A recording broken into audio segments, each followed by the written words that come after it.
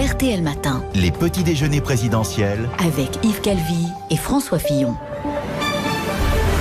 Excellente journée à vous tous qui écoutez RTL. François Fillon, vous êtes maintenant avec Alba Ventura. Bonjour Yves, bonjour François Fillon, bonjour à tous. François Fillon, vous avez fait une très bonne campagne de primaire, personne ne vous avait vu venir. Et vous avez gagné haut la main. Vous avez réussi à faire taire les ennemis de l'intérieur. Et vous vous êtes mis en route vers l'alternance. À l'époque, dans votre camp, on parlait d'élections imperdables. Et puis tout a volé en éclats avec ce que l'on a appelé l'affaire Pénélope et le début de vos ennuis judiciaires. À partir de là, vous n'avez plus vraiment fait campagne en réalité. Vous avez géré une crise. Vous êtes devenu un candidat de gestion de crise, de communication de crise même. Vous avez slalomé depuis le mois de janvier entre une posture de victime et une posture de résistant. Tantôt candidat défensif, tantôt candidat offensif. Vous avez crié au complot, à la machination, vous avez confessé des erreurs et puis vous avez dénoncé aussi l'existence d'un cabinet noir. Alors défense, attaque, défense. Vous avez cherché constamment à ouvrir des fronts, à allumer des contre-feux. Et au fond, cette stratégie a pollué votre campagne. Jamais le débat n'est vraiment revenu sur votre projet. Jamais vous n'avez trouvé ce rythme de croisière vous permettant d'expliquer vos propositions. Vous vous êtes d'ailleurs décrit, François Fillon, comme un combattant balafré. Un guerrier avec un genou à terre, en somme. Alors évidemment, on essaie d'imaginer quel président vous pourriez être. Et si vous avez anticipé toutes les questions qui vont se poser, quelle autorité pourriez-vous faire valoir en étant mis en examen? Quelle crédibilité avancerez-vous lorsqu'il faudra demander des efforts à une partie des Français? Quelle sera votre capacité à faire baisser la dépense publique lorsqu'on vous rétorquera que vous avez été moins regardant avec les deniers publics quand il s'agissait de votre famille? Quelle marge d'action aurez-vous pour imposer vos réformes face à des syndicats qui vous répondront détournement de fonds publics, même si vous n'êtes que mis en examen? On sait, François Fillon, que vous pensez que la France peut supporter la vérité. C'était le titre de votre livre en 2006. Mais est-ce que vous pensez que les Français peuvent supporter ce président-là?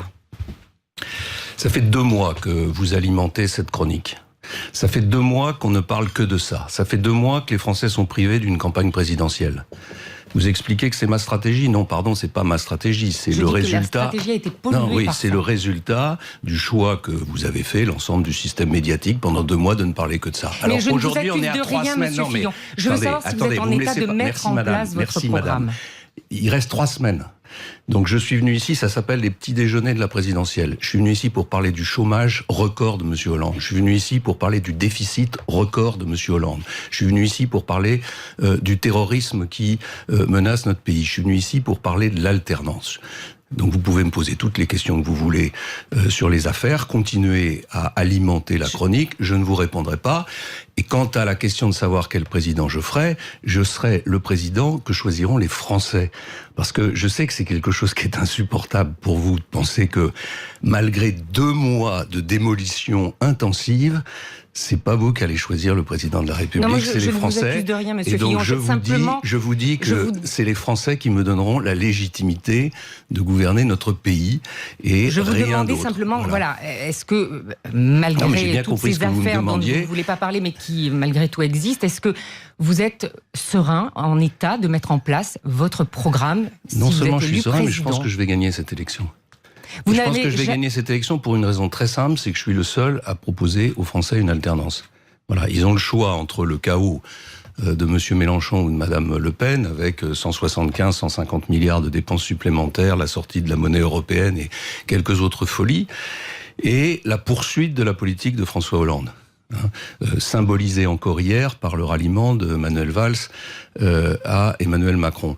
Donc les Français, une fois que le brouillard de ces crises à répétition se dissipe, ils voient la réalité et ils voient que l'alternance, si on veut changer de politique, si on veut enclencher le redressement du pays, il n'y a qu'un seul candidat qui le propose, c'est moi. François Fillon, vous avez songé à renoncer? Mais enfin, pardon, on est à 3 semaines de l'élection présidentielle. Cette question-là n'a aucun sens, elle n'a aucun intérêt. Je suis engagé dans la bataille pour l'élection présidentielle. Dans 3 semaines, les Français vont choisir. Je suis pas venu ici pour vous parler de mes états d'âme. Je suis pas venu ici pour aller sur le divan du psychiatre. Je suis venu ici pour vous parler de mon projet. Il est 7h16. On n'a toujours pas commencé à parler du projet d'élection présidentielle. Mais on a 2 heures pour en parler largement. Et d'ailleurs, je vais vous laisser largement la parole maintenant. Vous allez le faire dans un instant avec notre confrère d'Ouest France, Michel Urvoas. Mais alors du coup, je vous pose une question. Citez-moi, je vous demande juste de me les citer, François Fillon, les 3 premières mesures que vous prendrez si vous êtes élu président de la République. On les cite simplement. Oui, simplement la réforme du marché du travail, la réforme de la fiscalité des entreprises et les mesures nécessaires pour enclencher sur 5 ans la baisse de la dépense publique.